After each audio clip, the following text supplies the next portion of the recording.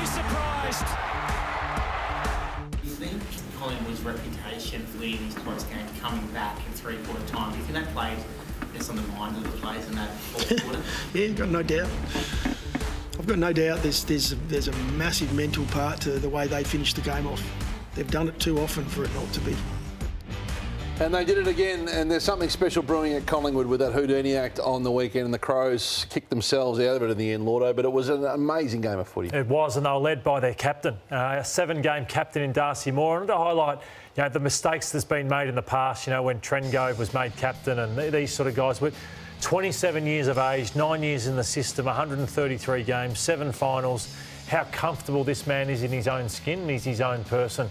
And the change of leadership, probably we talked about West Coast, went one more time with Shannon Hearn, but they've moved to him at the right time. And I just think the confidence in themselves, the fun that they seem to have, always with smiles on their faces. It's an amazing way to play footy, Kano, and there's no reason they keep coming back from the dead week in and week out. The speech after Anzac Day was so composed. At half-time he spoke, but he was more combative and in the cut and thrust of it, and he's just calm. So is he the best key back? And also it's how some players struggle to handle playing with the captaincy. Would he be the best key back in the game currently? He's the best attacking one. Stephen May would be in the conversation and others, but he's top 1 or 2. At the other end, and I like, by the way, he went forward in that last minute, even when they were tired. They wanted to win the game, not save it, which is symbolic of the mindset.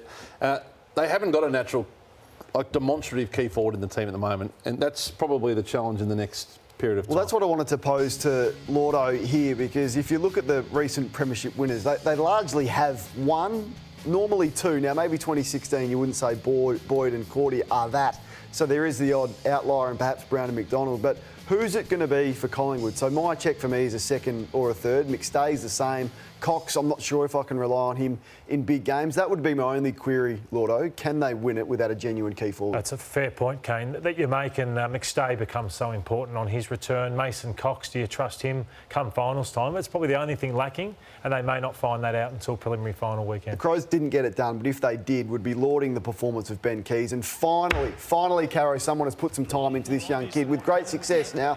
He still had enough of the ball, but he was rattled because they went after him physically, just highlighting some of the uncharacteristic errors here. Watch Keays right with him, right on him. So he would usually pick that up and break away, hack off the ground. Missed tackle here, just walked around, Rankin kicks the goal. So defensively, not as strong. Another turnover here, he's not getting the ball, so he kicks it to himself from kick out.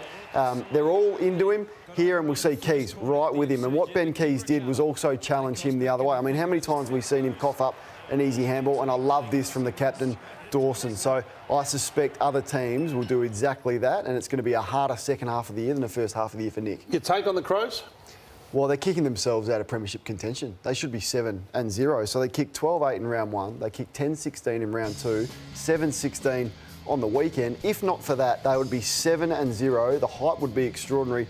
They're tough enough. They're defensively good enough. They have enough talent in their forward line to win a premiership or certainly be in contention. But you look at that, they're now 4-3 with a really tough month to come. And they're 8th now, Kane. So that's what I'm saying. So those 3 games, you're going to need to win 15 or 16 to finish top 4. You can't win it outside the top 4 as a interstate side, and that's their next month, Lordo. I don't mind. Growing pains for me. They're going about things the right way. Premierships are hard to win. They're building. When you've got a squad to win one, they could really rue that inaccuracy. They're not quite in the window, though. That's just part of the teething problems. Well, who's to say?